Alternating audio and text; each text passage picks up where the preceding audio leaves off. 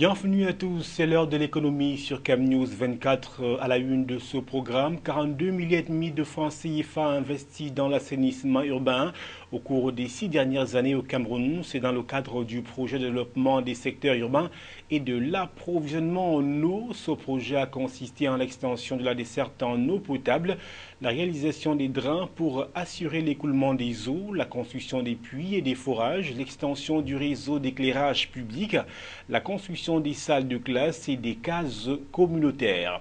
À l'étranger, Haïti, le secteur technologique clé du développement économique. Certains économistes ont longtemps espéré que le pays crée des emplois dans le secteur de la manufacture électronique. Eh bien, nous verrons tout cela tout au long de ce programme économique. Bienvenue.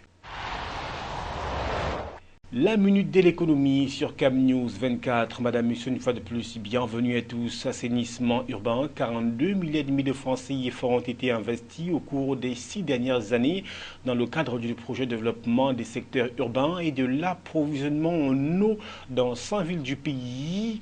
C'est ce qu'on a appris à l'issue de la 9e session du dit comité de pilotage. Ce financement, objet d'un prêt de la Banque mondiale, aura notamment permis d'améliorer des infrastructures dans les villes de Bamenda, Douala, Maroua, Balmayo et Yaoundé. Ce projet a consisté en l'extension de la desserte en eau potable, la réalisation des drains pour assurer l'écoulement des eaux, la construction des puits et des forages, l'extension du réseau d'éclairage public, la construction des salles de classe et des cases communautaires. D'après le ministère de l'Habitat et du Développement urbain qui pilote ce projet, le programme qui va s'achever bientôt connaît déjà un taux de réalisation de 100% dans certains secteurs, notamment les travaux d'urgence pour améliorer la desserte en eau potable dans les villes de Douala et Yaoundé. Par ailleurs, en dehors de l'amélioration des voies urbaines des 5 villes, les fonds débloqués ont également permis de procéder aux indemnisations des personnes déguerpies.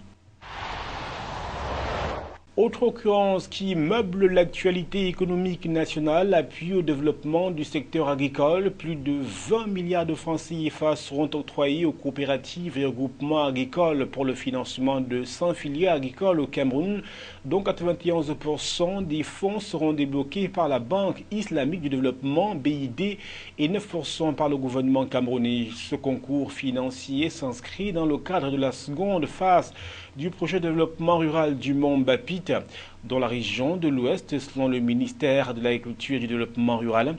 La vulgarisation de culture, en l'occurrence des produits maraîchers, de l'huile de palme, du maïs, du manioc et du riz, entre autres, entre en droite ligne de l'agriculture de seconde génération qui vise une meilleure productivité à travers l'amélioration des méthodes culturelles. Il s'agit, selon le coordinateur du projet, de promouvoir une agriculture durable fondée sur les chaînes de valeur et intégrant la notion de compétitivité et de productivité. La première phase du projet du Mont Bapit entre 2006 et 2012 a bénéficié d'un financement de 19 milliards de francs CFA, tandis que la seconde de 20 milliards de francs CFA prendra fin en 2020. Haute technologie, si on veut, le gouvernement camerounais a lancé son propre système de câbles sous-marins de fibre optique le 4 août 2015. L'infrastructure dénommée Nigeria Cameroon Submarine Cable System reliera la ville de Kribi dans la région du sud à celle de Lagos au Nigeria.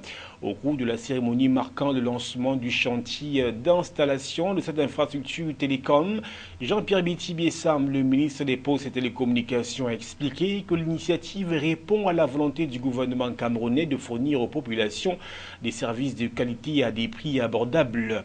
L'infrastructure, qui mesurera près de 1100 km, devrait être achevée d'ici la fin de l'année. Il délivrera une capacité large bande de 12,8 terabits entre les deux pays, selon Jean-Pierre Biti-Biessam. Eh bien, cette initiative fait partie du plan stratégique de réalisation du réseau national à la large bande entamé depuis 2011 par le Cameroun. La mise en œuvre de ce réseau va permettre d'améliorer de façon significative le développement de l'e-gouvernement, l'e-commerce, l'e-éducation et l'e-santé. Développement Parlons des interventions, notamment de celle de la BAD, de la Banque africaine de développement au Cameroun, jugée moyennement satisfaisante. C'est selon le dernier rapport d'évaluation indépendant du développement de la Banque africaine de développement pour le pays. Dans cette étude portant sur la période 2004-2013, les résultats des interventions de cette institution ont été jugés moyennement satisfaisants dans l'ensemble, la plupart des résultats attendus étant devenus des réalités dans les infrastructures, mais pas dans la gouvernance. D'après l'IDEV, la performance du portefeuille du Cameroun s'est améliorée avec une note globale passant de 1,8 en 2007 à 2,4 en 2014 et l'âge moyen des projets qui était à 100,4 ans en 2007 est descendu à 3 en fin 2012 et 3,2 ans en fin 2013. La Banque africaine de développement BAD pointe cependant des problèmes majeurs, source de retard de la quasi-totalité des projets, mise en place des fonds de contrepartie, indemnisation des populations déplacées dans les projets routiers, passation des marchés, faible capacité de certaines cellules d'exécution et entreprises prestataires. Le rythme d'avancement des projets financiers par la banque dans le secteur public est lent à cause de problèmes génériques d'une appropriation insuffisante dans certains secteurs, de difficultés de gestion de certains projets, de la lourdeur de certains comités de pilotage et des lacunes en matière de suivi et évaluation.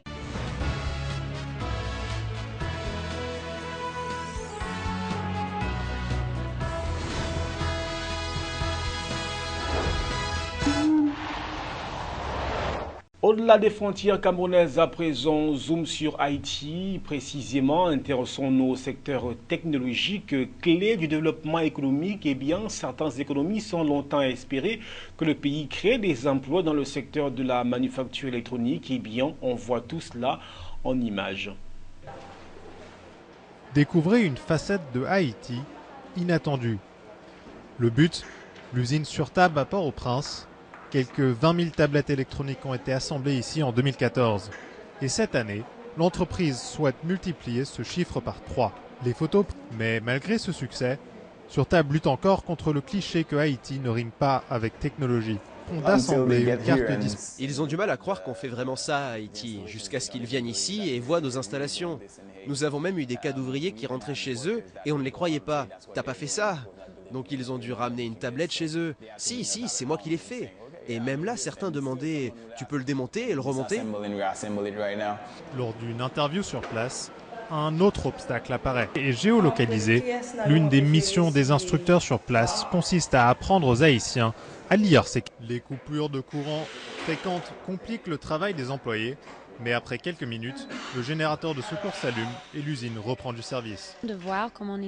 Surtab propose 3 modèles de tablettes. La moins chère offre seulement l'accès à Internet, mais à un prix défiant toute concurrence. La tablette haut de gamme, elle, rivalise avec les produits des meilleures entreprises américaines. Certains voient dans la manufacture de produits électroniques déjà un nouveau modèle économique pour le pays, même si selon cet expert, il présente des limites. Après le tremblement de terre, on essaie d'utiliser... Je ne suis pas sûr qu'une économie qui repose seulement sur des gens enfermés dans une usine à longueur de journée soit une façon de développer un pays, surtout si d'autres facteurs sont absents.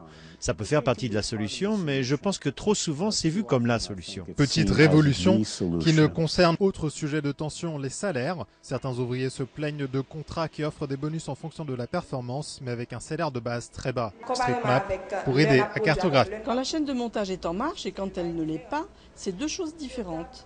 Surtab paye un salaire qui est très bas, vraiment bas, mais ils offrent des opportunités dont nous pouvons tirer le meilleur parti. Oui, nous avons une opportunité que nous-mêmes nous cherchons à exploiter. L'entreprise Surtab affirme pourtant offrir à ses employés 1,5 fois le salaire minimum du pays. Et si les manufactures ne représentent pas une solution miracle pour l'économie haïtienne, reste chez ses ouvriers une certaine fierté, pouvoir apposer sur leur tablette le sigle Made in Haïti. Londres surchargé, Londres surmené, Londres envahi par les jeunes Espagnols qui fuient la crise et affluent. La question se pose dans cet État qui se trouve dans une situation compliquée. On voit tout cela dans ce reportage. Tina González est diplômée en économie. Originaire de Galice, dans le nord-ouest de l'Espagne, elle a débarqué à Londres il y a 2 ans.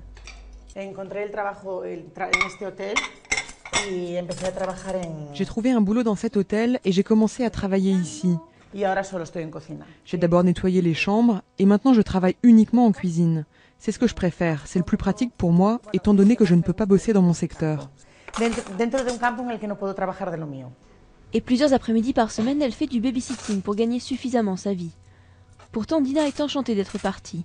En Espagne, elle a travaillé pour une entreprise qui ne la payait plus et elle a passé 2 mois au chômage à envoyer quantité de CV sans recevoir de réponse. Plus de 54% des jeunes Espagnols sont au chômage. Beaucoup décident donc de partir tenter leur chance ailleurs, même si cela signifie partir de zéro. Comme Ulises, dessinateur de bande dessinée, arrivé à Londres il y a 6 mois. Avec la crise, ça s'est aggravé. Les premières coupes budgétaires ont touché la culture, la santé, l'éducation, et je pense qu'il y a un problème en général en Espagne. La culture n'y est pas valorisée, alors qu'ici à Londres, le secteur culturel est très soutenu, encouragé. Je pense que Londres est une orange qui peut toujours être pressée. Nous espérons rester aussi longtemps que possible.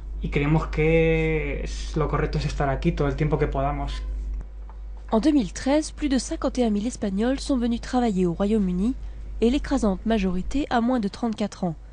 C'est le deuxième groupe d'arrivants le plus important, juste après les Polonais.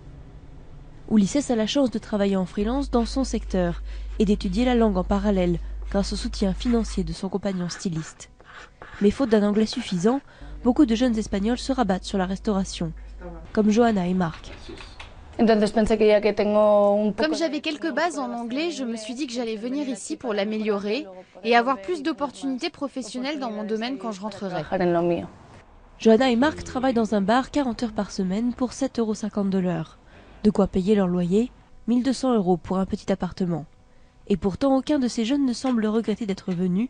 Ici, au moins, ils ont un travail, ils apprennent l'anglais et ils se font très vite une place au sein de la grande communauté espagnole.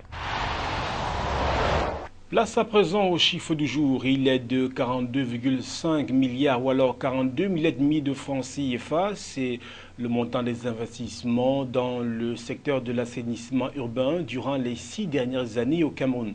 Avant de clore ce programme économique, le rappel de ses principales articulations, 42,5 milliards de francs CFA investis dans l'assainissement urbain au cours des 6 dernières années au Cameroun.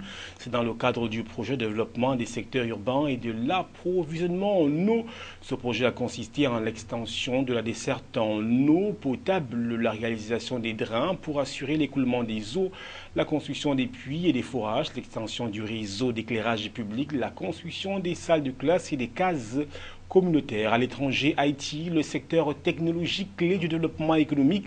Certains économistes ont longtemps espéré que le pays crée des emplois dans le secteur de la manufacture électronique. Et bien, nous avons vu que cela se fait dans ce pays. Merci à toutes les équipes techniques réunies autour de Yves Anselme Tadioufo et Romuald Yachin. Merci à vous qui nous regardez chez vous, de votre voiture ou partout ailleurs. Au revoir.